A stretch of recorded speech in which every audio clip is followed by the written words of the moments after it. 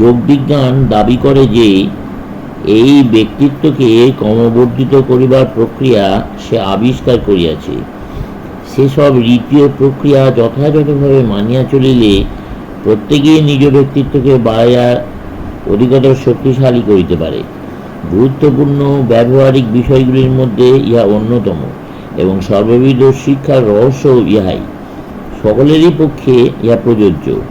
গৃহস্থের জীবনে, ধনী দরিদ্র, ব্যবসায়িক জীবনে, আধ্যাত্মিক জীবনে, সকলেরই জীবনে এই ব্যক্তিত্বকে বাড়াইয়া তোলার মূল্য অনেক। প্রাকৃতিক যেসব নিয়ম আমাদের জানা আছে, সেগুলির পেছনে অতি সূক্ষ্ম সব নিয়ম রহিয়াছে।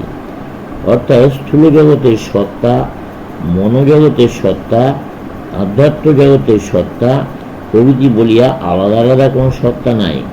সত্তা বলিতে যা আছে তা একটি। বলা যায় ইহা যেন একটি ক্রমসূক্ষ্ম অস্তিত্ব, যার স্থূলতম অংশটি এখানে রহিয়াছে। এক বিন্দু অভিমুখে এটি যতই সংকীর্ণ হইয়া গিয়াছে, ততই সূক্ষ্ম হইতে সূক্ষ্মতর হইয়া চলিয়াছে। আমরা যাকে আত্মা বলি তাহাই সূক্ষ্মতম, আমাদের দেহ স্থূলতম, আর মনুষ্যরূপ এই ক্ষুদ্র জগতেও যা আছে, ব্রহ্মাণ্ডেও ঠিক তাহাই আছে। আমাদের এই বিশ্বটিও ঠিক এই রূপই। জগৎ তার স্থূলতম বাহ্য প্রকাশ, আর ক্রমশ এক বিন্দু অভিমুখী হইয়া চলিয়া তার সূক্ষ্ম সূক্ষ্মতর হইতে হইতে শেষে ঈশ্বরে পর্যবসিত হইয়াছে। তাছাড়া আমরা জানি যে সূক্ষ্মের মধ্যেই প্রচণ্ডতম শক্তি নিহিত থাকে, স্থূলের মধ্যে নয়। কোনো লোককে হয়তো বিপুল ভার উত্তোলন করিতে দেখা যায়, তখন তার মাংসপেশিগুলি ফুলিয়া ওঠে, তার সারা অঙ্গে শ্রমের চিহ্ন পরিস্ফুট হয়। এসব দেখিয়ে আমরা ভাবি মাংসপেশির কি শক্তি, কিন্তু মাংসপেশিতে শক্তি যোগায় সুতোর মতো সরু স্নায়ুগুলি। মাংসপেশির সঙ্গে একটিমাত্র স্নায়ুর সংযোগ ছিন্ন হইবা মাত্র মাংসপেশি কোনো কাজই করতে পারে না। এই ক্ষুদ্র স্নায়ুগুলি আবার শক্তি আহরণ করে আরও সূক্ষ্ম বস্তু হইতে। সেই সূক্ষ্ম বস্তুটি আবার শক্তি পায় চিন্তা নামক সূক্ষ্মতর বস্তুর নিকট হইতে। ক্রমে আরও সূক্ষ্ম আসিয়া পড়ে। কাজেই সূক্ষ্মই শক্তির যথার্থ আধার। অবশ্য স্থূল স্তরের গতিগুলি আমরা দেখিতে পাই, কিন্তু সূক্ষ্ম স্তরে যে গতি হয় তাহা দেখিতে পাই না। যখন কোনো স্থূল বস্তু নড়ে আমরা তা বুঝতে পারি। সেই জন্য স্বভাবতই গতির সঙ্গে স্থূলের সম্বন্ধ অবিচ্ছেদ্য মনে করি। কিন্তু সব শক্তিরই যথার্থ আধার সূক্ষ্ম। সূক্ষ্মের কোনো গতি আমরা দেখি না, সে গতি অতি তীব্র বলিয়াই বোধ হয়, তাহা আমরা অনুভব করিতে পারি না। কিন্তু কোনো বিজ্ঞানের সহায়তায়, কোনো গবেষণার সহায়তায় যদি বাহ্য প্রকাশের কারণ রূপ শক্তিগুলি ধরিতে পারি, তাহলে শক্তির প্রকাশগুলি আমাদের আয়ত্তে আসিবে।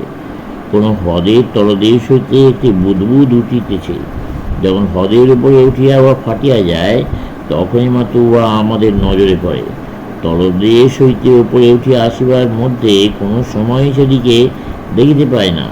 চিন্তার বেলাও চিন্তাটি অনেকখানি পরিণতি লাভ করবার পর বা কর্মে পরিণত হইবার পর উহা আমাদের অনুভবে আসে। আমরা ক্রমাগত অভিযোগ করি যে আমাদের চিন্তা, আমাদের কর্ম আমাদের বশে থাকে না, কিন্তু থাকিবে কি করিয়া?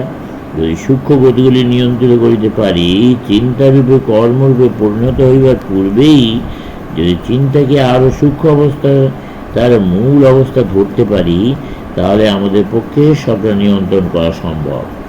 এখন এমন কোন প্রক্রিয়া যদি থাকে যা অবলম্বনে এইসব সূক্ষ্ম শক্তি ও সূক্ষ্ম কারণগুলি বিশ্লেষণ করা, অনুসন্ধান করা, ধারণা করা এবং পরিশেষে এগুলিকে আয়ত্ত করা সম্ভব হয়, শুধু তাহলেই আমরা নিজেকে নিজের বশে আনতে পারিব।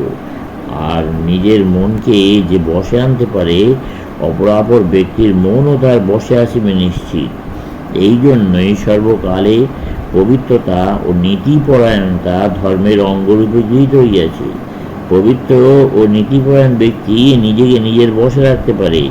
সব মন একই মনের বিভিন্ন অংশ মাত্র। একটি মৃৎখণ্ডের জ্ঞান যাহারা হইয়াছে, তার নিকট বিশ্বের সমুদয় মৃত্তিকাই জানা হইয়া গিয়াছে। নিজের মন সম্বন্ধে জ্ঞান যাহার হইয়াছে, নিজের মনকে যে আয়ত্তে আনিয়াছে, সব মনের রহস্যই সে জানে। সব মনের উপরই তার প্রভাব আছে। এখন সূক্ষ্ম অংশগুলি নিয়ন্ত্রিত করিতে পারলেই আমরা বহু শারীরিক দুর্ভোগের হাত হইতে রক্ষা পাইতে পারি। সেই রূপ সূক্ষ্ম গতিগুলি আয়ত্তে আনিতে পারিলে আমরা বহু দুর্ভাবনার হাত হইতে নিষ্কৃতি পাইতে পারি। এইসব সূক্ষ্ম শক্তি নিয়ন্ত্রণ করিবার ক্ষমতা লাভ করিলে বহু বিফলতা এড়াইয়া চলা যায়। এ পর্যন্ত যা বলা হইল তাহা ইহার উপযোগিতার কথা। তারপর আরও উঁচু কথা আছে।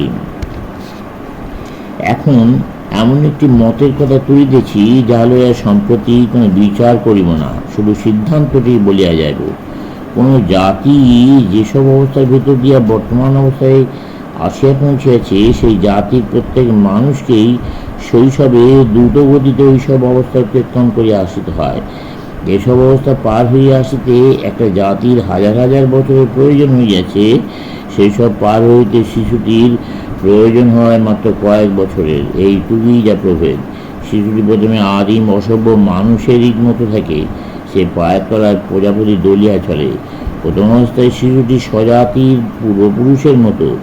যত বড় হইতে থাকে, বিভিন্ন অবস্থার ভেতর দিয়ে চলিতে চলিতে শেষে জাতির পরিণত অবস্থায় আসিয়া পৌঁছায়। তবে সে খুব ক্ষিপ্র বেগে ও অল্প সময় করিয়া ফেলে। এখন সব মানুষকে একটি জাতি বলিয়া ধরো, অথবা সমগ্র প্রাণী জগৎকে, মানুষ ও নিম্নতর প্রাণীগণকে একটি সমগ্র সত্তা বলিয়া ভাবো। এমন একটি লক্ষ্য আছে, যাহার দিকে এই জীব সমষ্টি অগ্রসর হইতেছে। এই লক্ষ্যকে পূর্ণতা বলা যায়। এমন অনেক নরনারী জন্মগ্রহণ করেন, যাহাদের জীবনে মানব জাতির সম্পূর্ণ উন্নতির পূর্বাভাস সূচিত হয়। সমগ্র মানব জাতি যতদিন না পূর্ণতা লাভ করে, ততদিন পর্যন্ত অপেক্ষা না করিয়া, যুগ যুগ ধরিয়া বারে বারে জন্ম এবং পুনর্জন্ম বরণ না করিয়া, তারা তাহাদের জীবনের স্বল্প কয়েক বছরের মধ্যেই যেন ক্ষিপ্র গতিতে সেই যুগ যুগান্তর পার হইয়া যান। আর ইহাও আমাদের জানা আছে যে, আন্তরিকতা থাকিলে প্রগতির এই প্রণালীগুলিকে খুবই ত্বরান্বিত করা সম্ভব। শুধু জীবন ধারণের উপযুক্ত খাদ্য, বস্ত্র, আশ্রয় দিয়া কয়েকটি সংস্কৃতিহীন লোককে যদি কোনো দ্বীপে বাস করিবার জন্য ছাড়িয়া দেওয়া হয়, তাহলেও তারা ধীরে ধীরে উচ্চতর সভ্যতা উদ্ভাবন করিতে থাকবে। ইহাও আমাদের অজানা নয় যে কিছু অতিরিক্ত সাহায্য পাইলে এই উন্নতি আরও ত্বরান্বিত হয়। আমরা গাছপালার বৃদ্ধির সহায়তা করি নাকি? প্রকৃতির হাতে ছাড়িয়া দিলেও গাছগুলি বাড়িয়া উঠিত। সে দেরি হইত। বিনা সাহায্যে যতদিনে বাড়িত, ততদিন অল্প সময়ে বাড়িবার জন্য আমরা তাহাদেরকে সাহায্য করি। এই কাজ আমরা সর্বদাই করিতেছি। আমরা কৃত্রিম প্রায় বস্তু বৃদ্ধির গতি দ্রুততর করিয়া তুলিতেছি।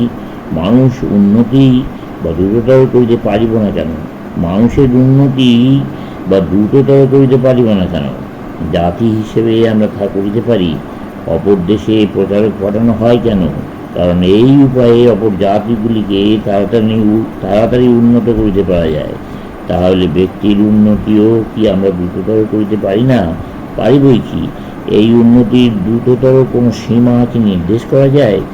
এক জীবনে মানুষ কতদূর উন্নত হইবে, কেউ তা বলিতে পারে না। কোনো মানুষ এইটুকু মাত্র উন্নত হইতে পারে, তার বেশি নয়। এই কথা বলার পেছনে কোনো যুক্তি নাই।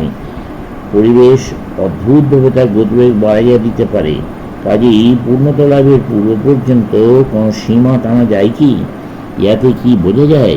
বোঝা যায় যে আজ হয়তো লক্ষ লক্ষ বছর পরে ওটা জাতিটি যে ধরনের মানুষ ভরিয়া যাইবে, সেইরূপ পূর্ণতাপ্রাপ্ত একজন মানুষ আজই অবতীর্ণ হইতে পারেন। যোগীরা এই কথাই বলেন। তারা বলেন যে বড় বড় অবতার পুরুষ ও আচার্যেরা এই ধরনেরই মানুষ। তাহারা এই এক জীবনেই পূর্ণতা লাভ করিয়াছিলেন। পৃথিবীর ইতিহাসে সর্বযুগে সর্বকালেই আমরা এরূপ মানবের দর্শন পাইয়াছি। সম্প্রতি এই সেদিনকার কথা, এরূপ একজন মানব আসিয়াছিলেন, যিনি এই জন্মেই সমগ্র মানব জাতির জীবনের সবটুকু পথ অতিক্রম করিয়া চরম সীমায় পৌঁছিয়াছিলেন।